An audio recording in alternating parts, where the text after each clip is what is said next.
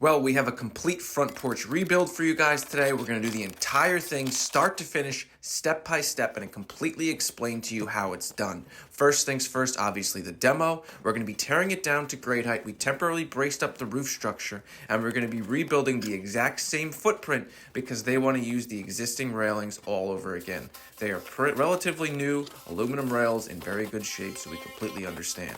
Now, while demoing, this comes apart very easily as it was broken down. It was absolutely time to do. We got it below grade height now. We're completely wetting it down so that our new structure will be able to bond to it. We put bonder, a weld-creep bonder on the bottom, and we mix up our mortar, and it's time to set our first 2 courses of brick. So for our first step, we're going to have 4 courses, but you're only going to see 2 courses exposed above the sidewalk. You want 2 courses of brick exposed for all your steps because that means somewhere between 7.5 and 8 inches. Code here is 8 inches or less. Now, once we have our 4 courses all the way around, we stub out our rebar and we're going to be pouring 12 inches of concrete all the way around. Our concrete is made up of Portland, sand, water, acrylic fortifier, and 3/4 clean stone as our aggregate. Once that's set, we can build our brick on our block on top, and then we put our marks on our block and we put our water and ice shield against the home. We don't use flashing anymore. Flashing oxidizes with the cement and rots out. We use a rubberized membrane ice and water shield to keep the house safe from any water. We also put the appropriate pitch on the porch so water runs away from the home and off of the steps. We used our brick ruler to lay these steps out on a 4, as you can see here. Yes, as we step back to our steps to get our this is only 10-inch steps. That's what was there, so we have to do 10-inch steps. There is a cut piece that we must put in to achieve that. We're doing running bond, so you want every other course, the joints to line up. And you want it to be right down the middle of the next course. This is a 52DD Glengarry brick. Yes, these are solids. Brick can come in solids or hollows based on the style and type. These set very quickly because it is warm out, and because they are solids, they absorb the water and the cement. So what we have to do is do the joints basically every course as we lay them. Then we get our brush out and we brush the joints. Now you can see our blocker run up, our bricker run out. We hose up the brick to clean them off. Now we get our limestone on. All those block that we have laid, we're going to be filling completely solid with concrete. We're going to be cutting our limestone to size and rock facing it on the job site. There you have it. Now it's time for our fill. We're using densely graded aggregate for our fill. We're bringing it all the way up, wetting it so the wet makes it sink. The water, makes it settle. Then we put our rebar horizontally all the way across. We lay our stone. We lay our stone with pitch, again, like I said, away from the home.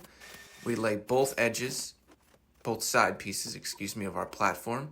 These are 8-inch stone for the platform because we want that lip for the concrete to sit on. We check plumb, level, and square. Again, pitch running away from the home in both directions. Now it's time to use our mix for the top.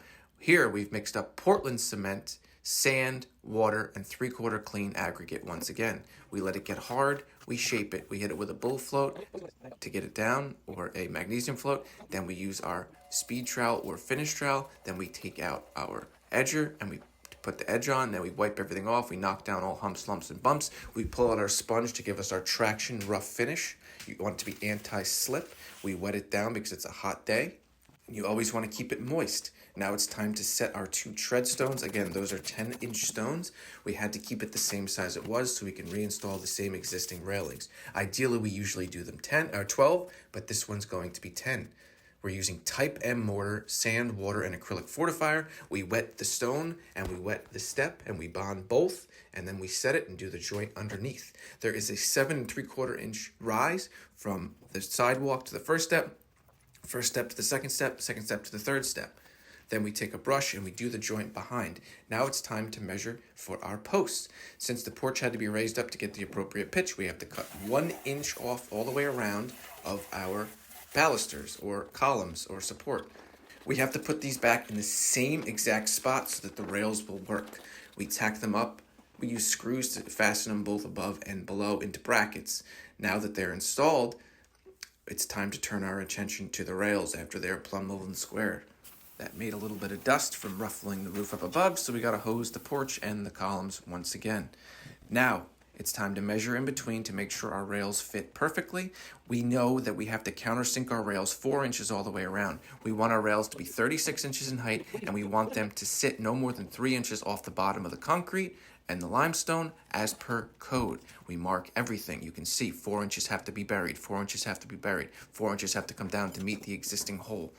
We're using an 1.5-inch bit for the smaller holes, and we're going to use a 2 3/4 core bit for the bigger holes, which will be shown later. We're going to be anchoring it down with a Cementol non-shrink rapid set thin set grout.